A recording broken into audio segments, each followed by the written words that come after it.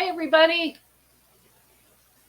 Welcome to our Pfaff Ask Questions of the Educator Facebook Live. We're excited to be here. My name is Soni Grant.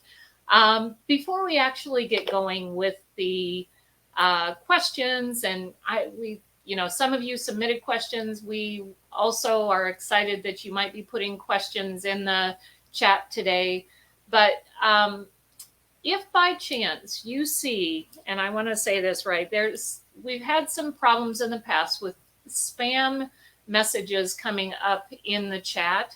And guys, please do not click on any spam messages. Anything that is asking for a credit card or anything like that, these are completely free. There is no charge. So if you see any spam, we haven't seen a lot today, but we certainly get them. So please, again, if you see spam or if you see something asking for a credit card, please just ignore it. Do not click on it, because we here at Pfaff, this is free to you, and we want to make sure you have a nice experience. So just ignore that.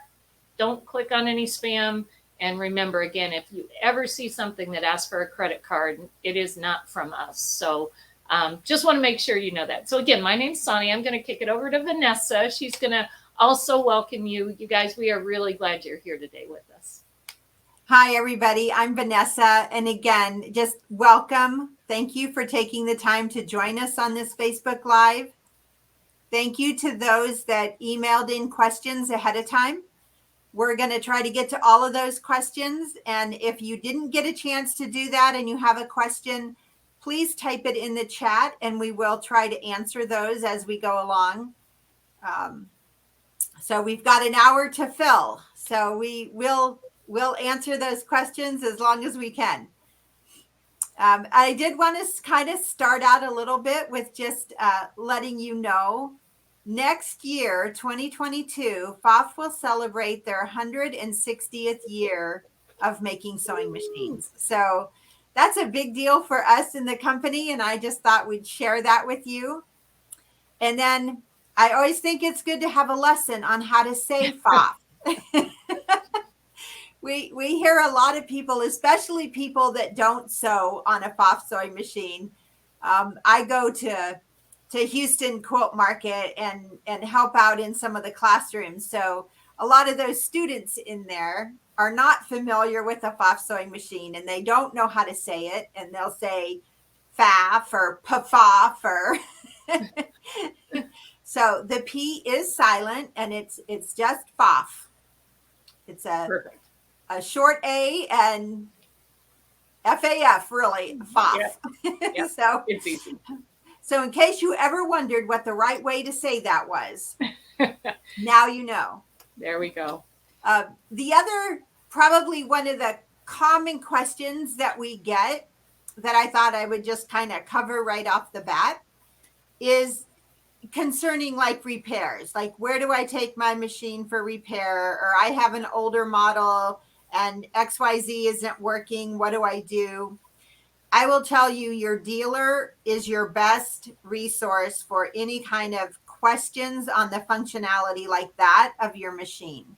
Soni and I can sew, and hopefully we can answer all your questions today, but we are not service technicians. So please see your dealer. Somebody did write in asking how to become a certified service technician. And again, you could probably talk to your dealer about that. We do trainings at our corporate office for certifying somebody on repairing a machine. So talk to your local dealer if that's something you're interested in, and they can probably give you more information. Yeah. And I think, Vanessa, one of the other things that you can just go to pfaff.com and go to the dealer locator. And I know I forgot to mention, we have two great people helping us today, Meredith and Ryan. And so they're going to be answering some of your questions in the chat. But if we need to ask them to put something in the chat, they will do that for us. So again, dealer locator on pfaff.com, right? That's the best place, Vanessa, to get to your dealer. So, and you can put in your zip code, and you can put in how many miles you're willing to drive you know, if you want to put in 25-mile radius, or if you want to put in 100-mile radius, but it will give you all of the dealers in that range area. Yeah. Okay. All right. Well, we are going to get to your questions now, and I'm a little embarrassed at the beginning, because I am going to start with one of your questions, and I'm going to have to say I don't know, and that's really hard for me. But I'm going to say I don't know, but we're going to figure it out and actually get a video up for you. The question actually was about, can you show us how to turn a corner with the bias tape foot? And I just wanted to make sure, because for Pfaff, we have a couple different feet, and I wanted to make sure I was using or trying the first one. This is the true bias tape foot, everybody. And with this bias tape foot, it is using not pre-made bias, so it is a bias strip. Just so you know, if you want to try this, you want they call it a scant 1 inch. It's actually 24 millimeters, but it's just a little less than 1 inch is the size of bias you want to put in the foot. But I am not an expert at this, and so I guess what we kind of said is, you know what, we need to get the experts. So we have a couple of our educators that work with us that will get a great video for you. But also, what we wanted to mention to you, and actually Meredith, who's helping us on the calls, as well as Mickey Hudson, this is also a bias. It's actually the quilt binder attachment. Works great with bias. It's not just for quilts. Vanessa, I know you use this for everything almost but a quilt, right? Yes, I wish they had not put the name quilt in the title and just called it a binder foot. Yeah, this is fabulous. And you guys, if you go to, not only is it on Facebook, but you can go to YouTube and look up Mickey Hudson. So MICKEY HUDSON. So Mickey Hudson. And she has a fabulous tutorial on the quilt binder attachments. So we're going to come back to you. I promise. We're going to come back. It might take us a couple weeks because we're doing some traveling right now, but we're going to come back to you about this particular foot. But and Meredith said she's going to link to Mickey's recording so you can have it right in the chat. So guys, like I said, I was like, really? That's what I get to start with is I don't know, but you know. We both think though that the quilt binder attachment is a little bit easier to use. It's bigger and it kind of looks intimidating, but it really isn't. And it is easier to do your binding and easier to turn corners with that one. Yeah, it gives a little bit more width to your binding. So I think that's also very nice. The bias binder is great. It's just very narrow. And so that's where the quilt binder gives you more options. So anyway, but check out Mickey's recording. And then we're going to come back. Like I said, it may take a couple weeks, but we will get some information on the bias binder for you. So sorry about that. But we love the question, and it got us all talking. Meredith and Ryan and Vanessa and I are all like, man, we got to figure this out now. So we will get there because we're all like, how do we do this? How do we make this easy for you? So we will work on that. That's for sure. Another question that I do want to address, and this one, again, the question is, I ordered several months ago a Pfaff Creative Icon 2. Any idea when we may expect delivery, or you may expect delivery? And honestly, guys, we don't have an arrival date yet. It pains us because we've seen bits and pieces of the beautiful Icon 2, and we just love it and what we've seen, and we're so excited, and you're going to be so excited. But man, this whole, I guess all the the port delays and supplier delays and all that sort of stuff. I know it's not fair to say that. It just is. And so we know and ask you for your patience. We know that you're waiting and waiting for your machine. We are too. And so we just hope you will continue to be patient. It's going to be so worthwhile when you get it. I can say that without a doubt. And so we are waiting as well, but we are so excited to when this comes out, you're going to just fall in love. And again, we just ask you for your continued patience. And Vanessa, I think you agree with me. It's going to just be so worth it, right? It is. It is very exciting, and some of the new technology that we're going to have on it is industry first. It's revolutionary in the industry. So, and that's what Pfaff is really all about, is innovation, and it's we're just proud to represent that. Yeah, and it just is so unfortunate that our timing and the timing of the world did not mesh, right? The whole world timing just did not mesh with us. So again, we just hope for your patience as well. So anyway, I hate bad news. So those are my two bad news, right? So that's it. No more from me. All right. Well, so I'm going to talk about something funner then. Yeah, exactly. So we did have a question, and it kind of rolled in asking a couple different things in one question, but the question had to do in the beginning with using heavier weight thread in your needles. And then it kind of transitioned into twin needles, and can you use a heavier weight thread in your twin needles?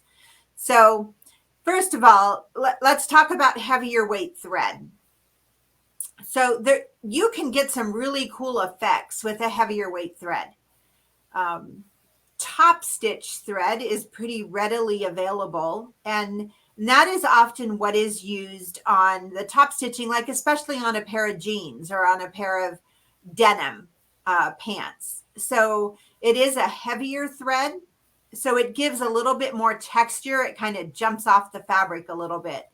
And you can use something like that for decorative stitches as well, especially if you want that additional texture and a heavier look to that decorative stitch. I have a couple here that we call, these are by Sulky. One of them is a 12 weight and one of them is a 30 weight. So typically your standard sewing thread is more like a 40 or a 50 weight thread. So the lower the number, the thicker the thread. So your 30 weight is a pretty decent weight thread, and will go through most needles, really. I mean, you might need to put a 90 needle in, or what we call a top stitch needle in, just to have it, flow through there a little bit smoother. Your 12 weight thread, you definitely would have to use a larger eyed needle. So a top stitch needle for sure, or a 90 size needle, but you can get some really great effects. A lot of times we use that heavier thread for buttonholes too, on like on a coat or something like that. It gives a more kind of stability to that buttonhole, especially if it's on a fabric maybe that isn't quite as stable. So you'll see a lot of that there as well. And then another part of that question is, what do you use in the bobbin when you're using that thread? And it kind of depends. If what you're doing is going to be seen on both sides, then you might want to try to match it. What I typically do is look for a sewing thread that is the same color. So it's not necessarily the same weight or the same size thread, but it's the same color. And that way it kind of blends together really well. And then as far as using it in twin needles, I love twin needles. I don't know how many of you have ever used a twin needle, and some of you even be thinking, what the heck is a twin needle? So a twin needle, hopefully you can kind of see this, is actually two needles that come off of one shaft. So the top part goes into your needle bar just like a regular needle does. And then there's two needles that kind of come out the bottom. So it gives you a really different effect, and that can be used for multiple things. Here's some samples of, in the yellow, you'll see what that stitch looked like when I did it with just one needle. And then beside it is what it did with a twin needle. So with a twin needle, you're threading two different spools of thread through those two needles. That's very cool, Vanessa. That's very, very cool. You can see some of your stitches really look cool when you do it with a twin needle. Now you can see some of mine, I used two different colors of thread, and others I used two shades of the same color. So like these over here are two shades of the same color. And this one on the end is really just a satin stitch. But when you do it with a shade difference in color, it really is beautiful. And you would never be able to sew two rows of satin stitches and have them line up that perfectly. Well, and so that's kind of the beauty of a twin needle. And the decorative stitches as well, right? Yes. I mean, you could never get those to line up like that. Right. You can't. Even I use it a lot for top stitching because, you know, a lot of your, like your shirts and things like that have a double row of top stitching, right? When you use a twin needle, even if you get a little off, at least they're both going to be off the same. So it's not as noticeable if you have one row that's nice and straight and you did it perfect, and then that second row, you have a little dip in it. You know, the twin needle, it's always going to be the same.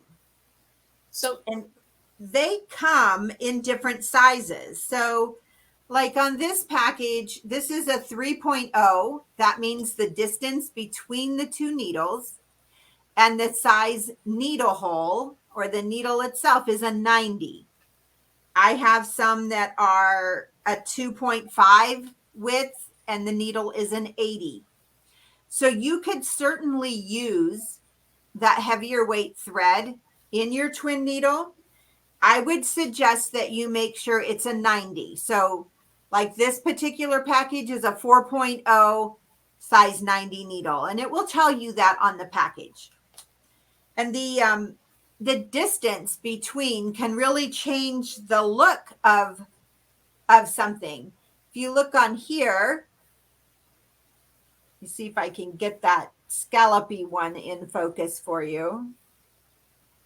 It made a big difference in the width of that scallop stitch. You get a different effect by how wide the stitch is. So it's really fun to play with, and I challenge you to get a twin needle. I mean, it's a pretty minimal investment, and just kind of play with it and try it. You would be surprised, some of your basic stitches, like a blind hem stitch, looks really cool when you do it with a twin needle, and it becomes a decorative stitch.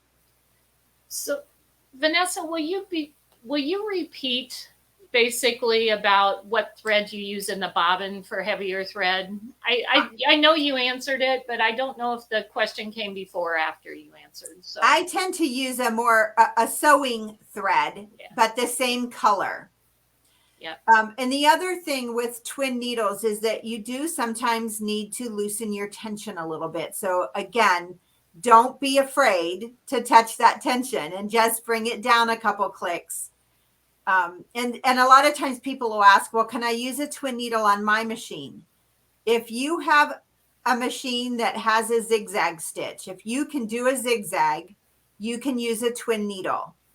The thing that you have to be careful about is that as your needle swings from the left to the right, that your stitch width is small enough that you're not going to break a needle.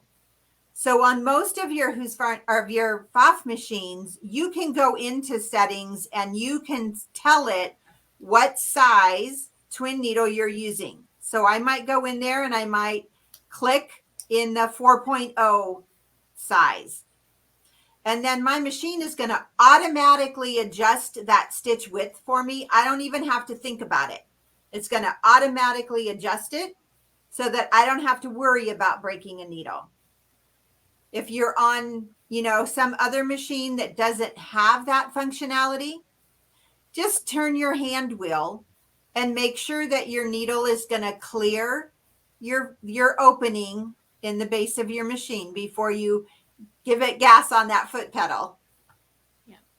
I think that's really important that, we are very fortunate with the Pfaff machines, Vanessa, like you said, to be able to just go into settings and twin needle and choose the size. But if not, you got to do a little bit of math, right? If you have a 7mm stitch width and your twin needle is 3mm, you can't go any more than like three millimeters in width. You have to be careful with that. So, there was a question that came up. Can we design a design in the software and safely use a twin needle? And some of my samples actually got loaned out, so I don't have my twin needle sample. The answer to that is yes in the software, and especially with the My Sonnet software, embroidery software, you actually have in the super designs several categories that are classified as twin needle categories. So I would suggest you start and look at those first, see how those are created, because in the software with a twin needle, you want a simpler design, more satin stitching look versus like a fill pattern, because a fill pattern, you won't necessarily see what the twin needle does, but satin stitches you do. So satin stitches and running stitches. And running stitches, yeah. So just be aware. But if you do, again, if you have the My Sonnet software, take a look and look at the super designs and look for them there, because they are, I think it's under specialty effects or just effects, just effects. And it will have some twin needles designs in there, and you can see how they look. So. And then we also have a question about tension. I believe I kind of understand tension like Minnie, but can you explain when decreasing tension, is it bringing the top thread to the bottom? So typically, if you're seeing bobbin thread coming up to the top, you would want to decrease your tension. If you're getting too much top thread on the back, then you want to increase your thread tension a little bit. And somebody else asked, they have a performance icon, and some of you may know some of our Pfaff machines have what we call active stitch technology, which is a special tension mechanism in there. And so she's asking, would I still need to adjust my tension? And yes, you probably would still need to adjust it a little bit. The active stitch technology has a little bit more to do with feeding your thread through. So when you use a twin needle, because you have two different threads running through that tension assembly at the same time, you usually do need to make a couple adjustments. And it's one thread on the back, right, Vanessa? So it kind of is like going across together. So there is sometimes you need to, you're exactly right. Yeah. And if any of you have a serger, if you're just doing a straight stitch with twin needles, it looks a lot like a cover stitch looks on a serger, where you get 2 rows of stitching on the top and 1 row kind of zigzagging back and forth on the back. Yeah. So, Meredith and Ryan, any other questions about twin needle before we move on? I don't think so. I just waited. Nothing else so far. So one of our next questions came in a little bit later, so I don't have the exact question, but it was asking about an endless hoop, and they have a Creative 4.0. And kind of like, is there a tutorial? How do you use an endless hoop? That sort of thing. And the beautiful thing about, I'm really kind of excited someone mentioned the software, because in the embroidery software, you can make any design endless. But if you don't have the embroidery software, there are designs that are specifically endless designs. Guys, I'm going to show you an endless hoop and a metal hoop. So 2 hoops. They work similarly. I did not have an endless hoop at my home. However, I do have a metal hoop. And if you have an endless hoop, you're going to see very quickly how things work. Okay, so how things work. So and I would say, Soni, the whole premise of a metal hoop or an endless hoop is being able to move your fabric easily. Yeah. Without like taking 2 hoops apart and trying to get it hooped back up straight. This is a much easier way of moving your fabric in the hoop. It definitely, because an endless hoop has a clamp. So you don't have to have an inner hoop that you push in and then pull out and move. And with a metal hoop, it has the little magnets. So either one, it's super easy. What I am going to do is I'm going to give you a couple tips, because with the endless hoop or metal hoop, you're going to stitch out, you know, guys, both Vanessa and I, we're like, when you're on camera, just so you know, we both are going the opposite way than what we think we should. So sorry, it's just getting used to this. But anyway, so here is at the very top, you're going to see there are what we call registration marks. They're part of the design. You can see over here a little, just a little corner, and then on the other side, a little corner. That is the very first thing that stitches out on an endless design. Then it goes ahead, stitches everything, and at the bottom, it also puts in a little corner on each side. So again, hopefully you can see there's a corner on each side. Once you get that stitched, you're going to move your fabric up or down. It can go either way, up or down. And then the very first stitch, again, remember, it's going to do those little corners. So what I do is I go into precise positioning. Your 4.0 has it. Your creative icon has it. When you get your creative icon 2, it will have it. All these things, the precise positioning allows you to now take that first stitch of the next design and put it right on that corner. And then go to the other corner and align those. The beauty, again, of an endless hoop as well as the metal hoop is if you're a little off, all you have to do is unhoop it and just scoot it just a little bit if your precise positioning doesn't have enough room to move. So I know that's a little technical, but I hope that kind of helps you make sense. The other thing that I do want to give you as a tip is on the metal hoop. I know it's hard to see, guys. Here's my fabric. So here's my little fabric. I have that fabric lined up right on the edge of my metal hoop. For the person who asked about the endless hoop, if you look at your endless hoop, it's almost like a little shelf on the edge of the hoop. You're going to put your fabric up to that shelf. By doing that, keeping it even here, as well as keeping it even on the shelf, that is what really allows you to keep it nice and straight across, whether it's the bottom of a dress or a curtain or whatever it is, that helps you keep that nice and straight. So endless designs, those registration marks, super important. Use the design positioning to move those up and down. If your machine doesn't have design positioning, you can still move it. It just takes a little bit more effort to actually move the design. You'll have to move your fabric a little bit more. So hopefully that helped a little bit, because I love endless designs. Again, I work in the embroidery software a lot. So because of that, there is an endless function in the embroidery software. So if I want to make anything endless, I can do that. It's really cool. My Sonnet is super easy to do that. So, Vanessa, can you think of anything else that I may have missed on this? The one thing I would say that the biggest difference between the endless hoop and the metal hoop is that the endless hoop was designed to literally be on the edge of something. So because it is two hoops that kind of clamp there's together. a lever that lifts one open and then closes it. Yeah. That lever kind of is in the way. So you can't be like in the middle of a curtain panel. It's going to be harder.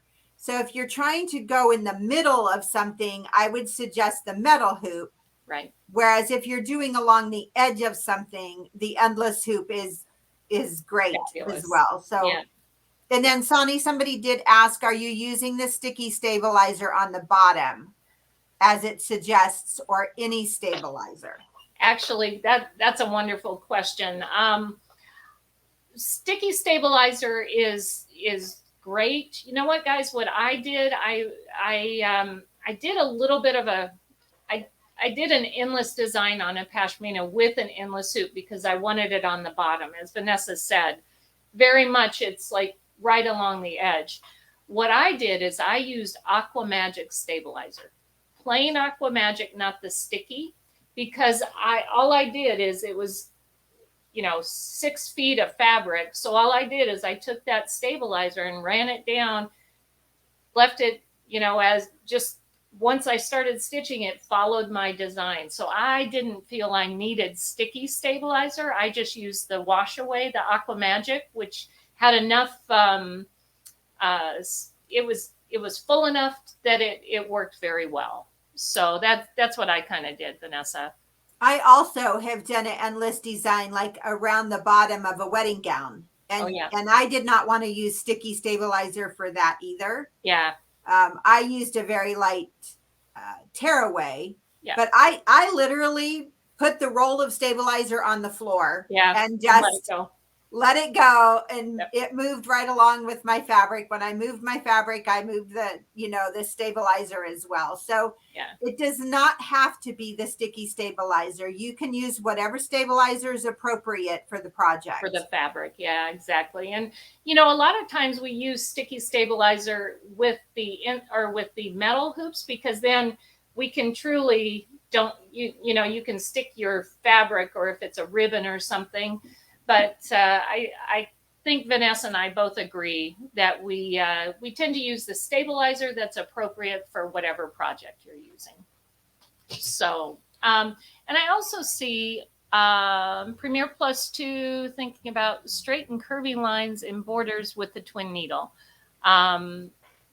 Loops. And yes, you could certainly do that in Premier Plus 2 with the twin needle. Yeah, you could. And to avoid dreaded loops in the straight stitches, for example, when embroidering.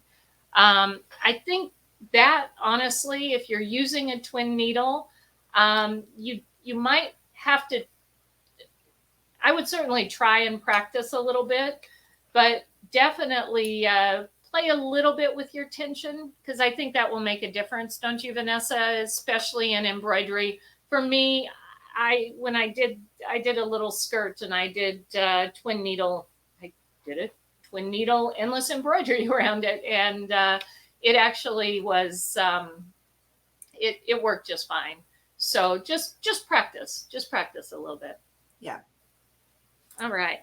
I think I had one other quick one, Vanessa, because people are asking about buying Inspira stabilizers and accessories and machine accessories online. At this point, at this time, we encourage you to go to your dealers for any Pfaff or Inspira products. They are not online at this point, and so you really do want to have a great, go visit your retailer, because they often have specials.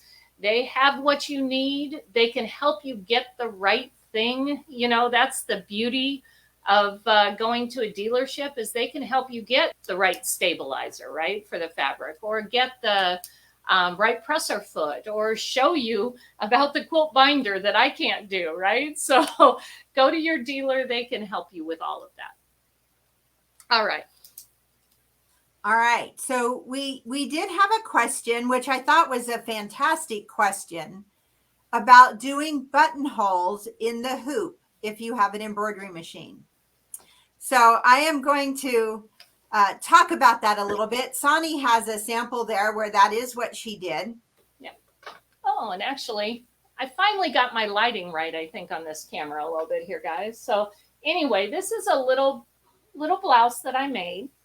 And what I did is I specifically used buttonholes in the hoop, just like Vanessa's going to show you with the shape creator. And what you're going to find is you have your placket. And for me, it's always like the buttonholes are the last thing you put in, and that's the last thing you're going to mess up, right? So it's very nerve-wracking for me to do buttonholes. But here you can see they are perfectly in place, perfect distance. And it's hard to see, I know, but just lovely buttonholes. I don't ever do a buttonhole. Well, that is incorrect. I will do buttonholes one at a time, but if I've got an embroidery machine, guess what? I'm doing them in the hoop. So that's a wonderful thing. So Vanessa's going to show you on the machine how to do this, but also just for you guys, she started making a blouse that she had, right? So that's great, Vanessa. So I'm going to give you, this will take a few minutes. So, and there's really a couple ways that you could do buttonholes in the hoop, but I'm going to give you a couple other tips first. I personally, this is my personal preference, but I personally like to do my buttonholes before I have the garment finished. So as soon as I have that front panel finished, with my placket area. So this is my shirt front, and my placket is all done. It's finished on both sides there. I have not sewn my side seams or anything yet. I find it easier if I'm going to do buttonholes in the hoop to do them at this point. It's just easier to put it in the hoop. There's less seams, there's less bulk to worry about. The other thing that I typically do is I do not pay any attention to the buttonhole placements that are on the pattern. You mean I'm not the only one, Vanessa? I find that for me, you get that gap right at the fullest part of your bust. So I will put that shirt on, even though I don't have the side seams done. I have my back sewn to the shoulder seams done. So I can put it on enough to see where the fullest part of my bust is. And I'm going to stick a little pin there. And you may have noticed the yellow pin that was when I held the hoop up. That is where I need a buttonhole so that you don't get the gaposis. Yeah. And typically you're going to want one buttonhole above that and however many you need below that for the length of your shirt or your blouse. So just a couple tips on buttonholes there. That's great. And I am going to switch to the machine. I'm going to zoom in a little bit here so that you can see the screen a little bit better. And it is a fabulous feature on our Pfaff embroidery machines that we can bring decorative stitches into the hoop.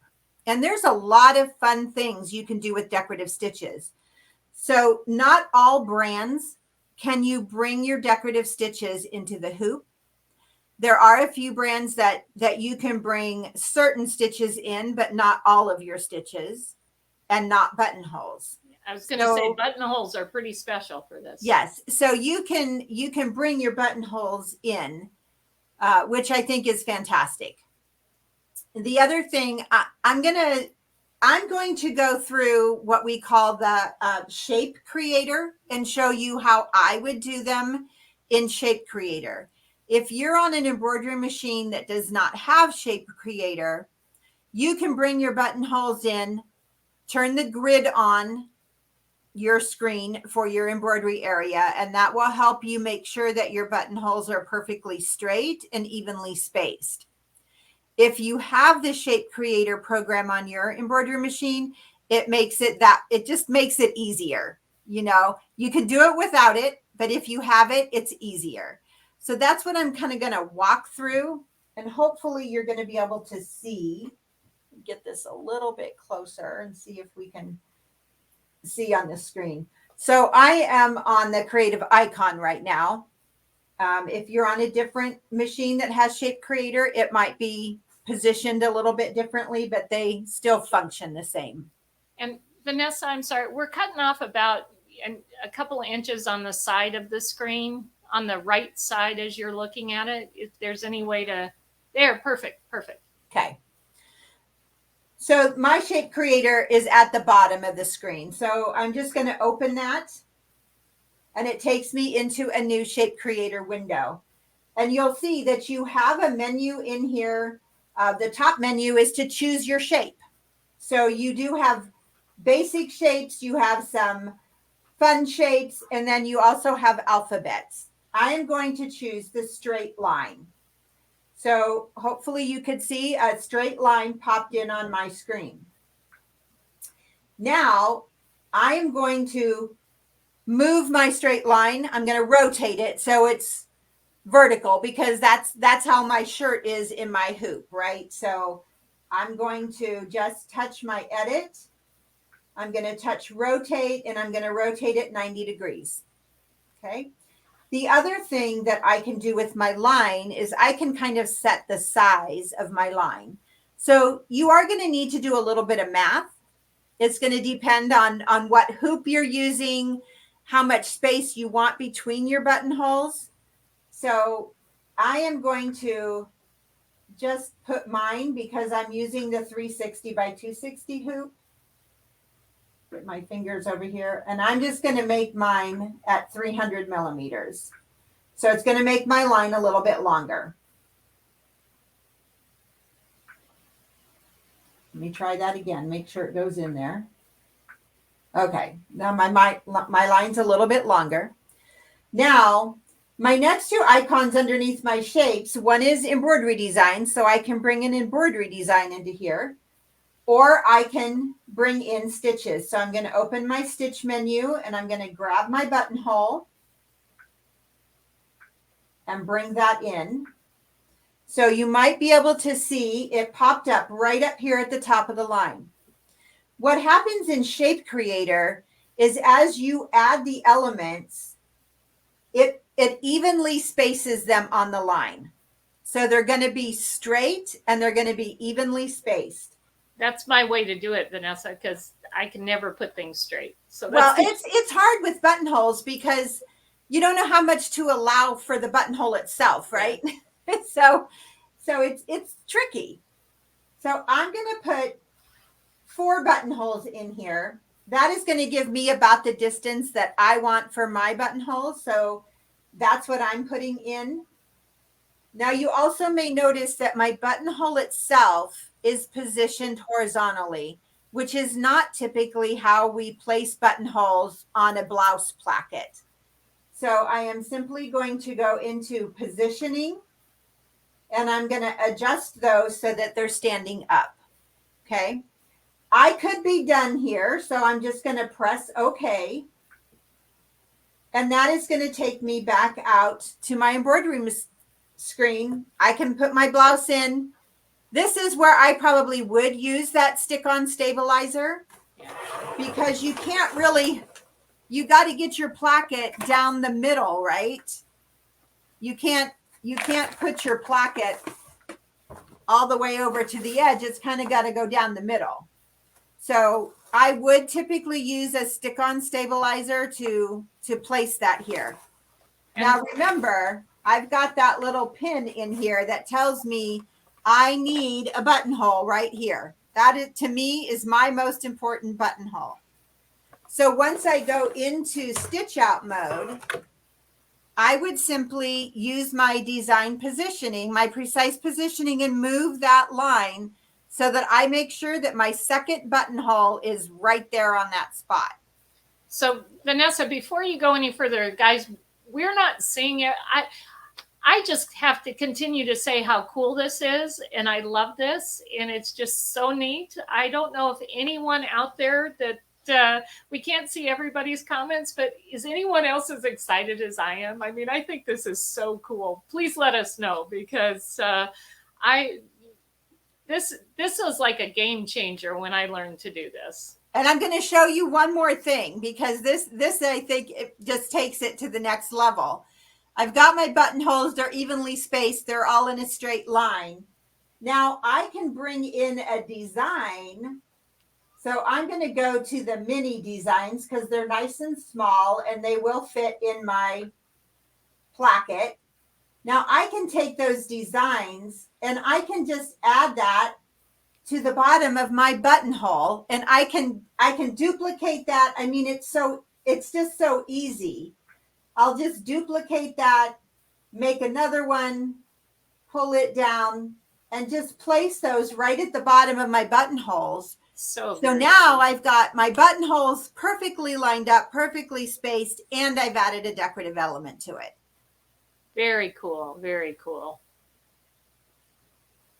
I love I'm glad someone else is like, this is fabulous, because it is, again, it was a game changer for me. And I love the way that you can put those flowers in there.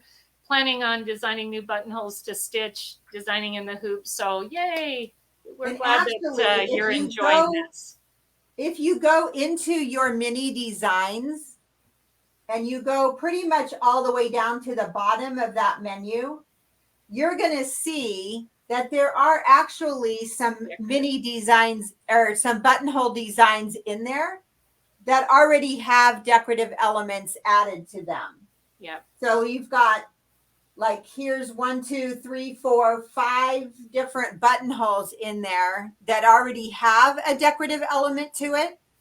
But, you know, you may not like that decorative element and you want to create your own. So you certainly can do that. And Vanessa, I keep going back to the software, but think about all those buttonholes in the software as well that you could add and bring in. Oh gosh, it's just unlimited. It really is. One of the things that makes it so much easier is using that Shape Creator program, because it evenly spaces it for you. That's where, if you don't have that program, then you need to put the grid on the background, and you kind of got to count the grid lines, right? And make sure that they're evenly spaced. So you can still do it in the hoop. It's just going to take you a little bit more work to get them all lined up and evenly spaced. Right. But this, even doing that for me, someone said this makes my dreaded part of sewing better. It's like, it does me too. I mean, again, unlike Vanessa, I tend to wait till the very last to do buttonholes because I'm like, oh gosh, if I mess it up now. Well, see, I figure if I do it at this point, if it messes up, I have the opportunity to make a new placket. Yeah, smart. That is exactly it. So, all right. Gosh, I'm trying to think. Vanessa, did we miss any other questions? I think that was it. I don't think we did. Did anybody type some questions into the chat? Or does anyone have any? You've got us for about another 12 minutes. So yeah, this is your chance to ask a question. Well, I think it's kind of funny. We talk about when we do these kinds of things, like Stump the Educator. I'm sure you can. Well, you already have, everybody. So we know that.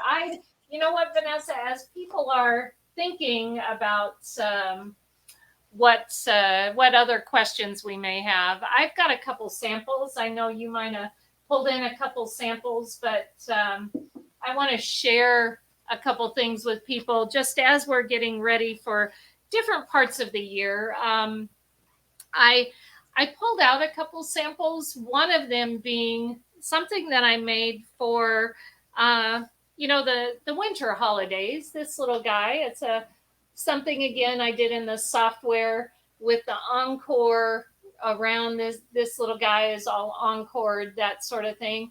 But what I really wanted to remind people, so I know probably many of you that are on the Facebook today, you are sewish, you've been doing stuff for a while, and some of you may remember or may have used the puffy foam, the silky puffy foam. That is, you can use under lettering and different designs and different things like that. I pulled this out because I'm going to try and get really close in here. I use puffy foam on these letters with metallic thread to let it, to let them stand out and just make a beautiful wall hanging for, this season. And so I want to remind you, I guess I kind of wanted to remind you that, the puffy foam itself is really very, very fun and just gives some great dimension, the great dimension to the embroidery. And now you're getting your questions, Vanessa. Yes. So the question about, let me get my hoop ready real quick, and then I will do that. Yeah. And the question about, could you have added the decorative element to the buttonholes within the shape creator? You actually could have. So you could have. Well, you'd have to, a little more challenging in Shape Creator to add that decorative element. What you would have to do is add the decorative element to the buttonhole before you take it into shaping. Yeah, exactly. Into the design. Once you're in shaping, you can't make any edits to the actual design. Like you can't rotate the design or mirror image it or change the size of it. But you can do all of that before you take it into Shape Creator. So yeah, you have to think about it before you start. Right, exactly. So you kind of combine it together first. So that's what you would do. And then as you're working and getting your hoop going for design positioning on the placket, so you can show how to get it there. Active stitch technology, it is an interesting, it is a very interesting sort of tensioning system. And I know you guys are saying you have skip stitches with your icon. I guess I'm very fortunate because I have not had that question so much with the icon. When I get the skip stitches, no matter what machine I'm using, with even the ones with active stitch, I really do go back and do the normal things like changing the needle. I know you've heard it. I understand that, but changing the needle, making sure I rethread certain threads and certain stitches, I will say, don't like active stitch. So, like for a straight stitch, if you notice it usually defaults to our regular tension, not active stitch. So, there are times that I will turn it off if I'm getting skip stitches. It often, Vanessa, I don't know, as you are getting ready to show this as far as the precise positioning, but do you have any thoughts and, active stitch with skip stitches? I think it sometimes is thread. And so sometimes, again, it just depends a little bit on the combinations you're using. I think sometimes it's more than needle. And if you use an actual embroidery needle, I know a lot of us use just leave our universal 80 needles in when we're doing embroidery, but there are needles that are specifically designed for embroidery. And if I would try that and see if that takes care of it. Okay. All right. All right. So this is going to be a little challenging because our creative icon is so large. It's hard for me to get the hoop on the screen and the screen where you can see it close enough. So I may have to move my camera back and forth. I hope I don't make you seasick. I have touched embroidery stitch out. So I am in stitch out mode. I have my hoop on my machine and I'm going to touch precise positioning at the bottom of my screen. And that's going to kind of take me into a different mode here. It's going to take me into a little bit different window. And with precise positioning, you have 4 quick steps that you need to do. So your 4 steps are right here on the screen. Close in a little bit. And when one step is active, it's green. Okay, so I'm on step 1. And step 1 puts a little crosshair on my screen. So my little crosshair is up here at the top. I'll move it over here so hopefully you can see it. And I'm going to put that crosshair somewhere. I'm going to put mine right at the top of my second buttonhole because that's my important placement, remember? So I have put that at the top of my second buttonhole. And if I'm not sure if I have it positioned perfect, I can zoom in. And usually you're not quite as close as you think you are. So I zoom in a lot so that I can just double check. All right. Then step number 2 is going to be kind of looking at the hoop. So I've got to move the design on my screen. And when I move it, you're going to see my hoop move as well. It's going to move all by itself. It's magic. And what I want to do is get that right where I need it, where I put my pin in, telling me that that's my important spot. I can move it with my finger to the general area. And then I typically use these arrows on this screen to fine tune it. They move at a much smaller increment, but I've got that positioned. Let's see if I can get the camera up here. I'm just like you guys. Are you like going in and trying to see what Vanessa's doing? I'm doing the same thing here. Hopefully, I don't know if I can get this in there or not. Yeah, you had it really close. Okay. So I've got it centered on my placket. Now I'm not on anything. Nope. I've got it centered on my placket and I've got it right where I need it to be for that second buttonhole. I could, if I was pretty confident that I had my shirt in here straight, I could be done and just say, okay, and go stitch it. I'm going to double check. So I'm going to go to my last buttonhole, so I'm going to touch step number 3. And now I'm going to find my bottom buttonhole.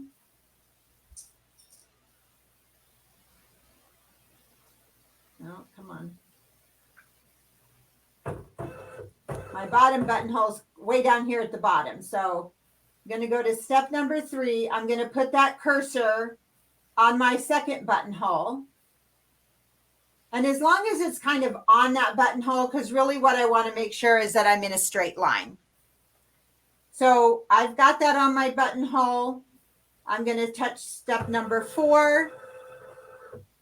And I hooped pretty darn close.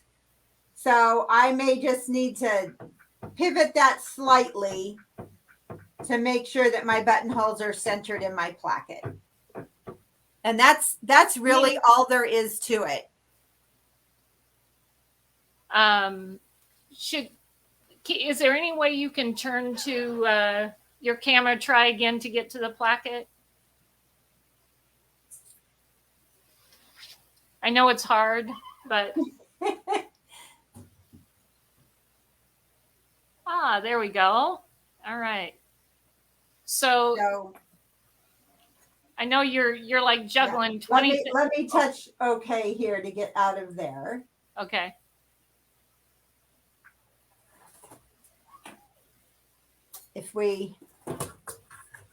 I'm just going to slide my hoop forward. Hang on one sec for me. I'm going to slide my hoop forward because otherwise you're not going to be able to see it. So I had it positioned. This was where I had that second buttonhole. That's the pin I put in to tell me that's where it needs to be. And it's kind of hard to see because my placket is the same color as the shirt fabric. But, I want to make sure that I'm centered in my placket part. So there is top stitching there that I can see. You probably can't see it.